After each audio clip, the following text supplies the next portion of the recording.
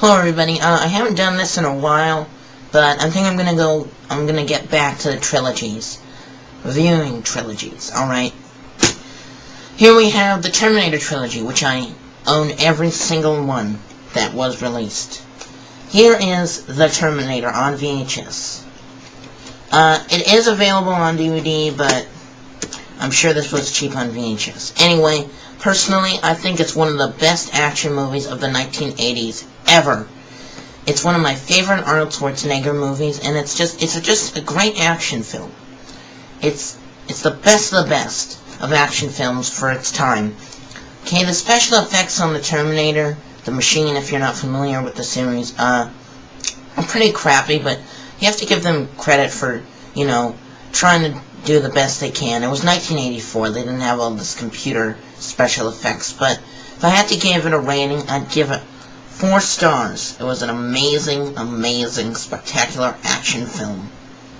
Alright, on to Terminator 2, or T2, whatever you want to call it. This, I have to say,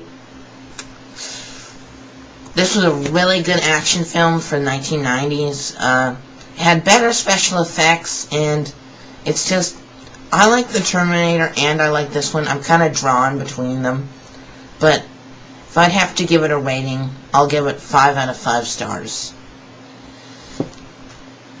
Okay, on to the last.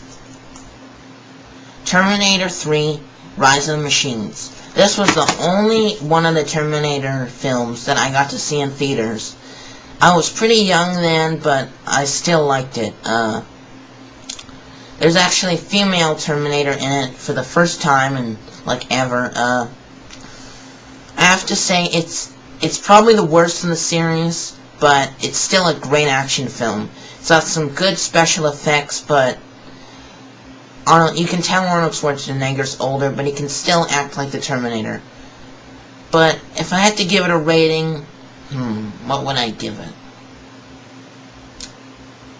To give it, this is tough. I guess 3.5 stars. 3.5 stars. It's a good film, but it's not the best of the series. I heard they're making a 4th one. Personally, I wish they wouldn't, because they shouldn't tamper with such a great trilogy.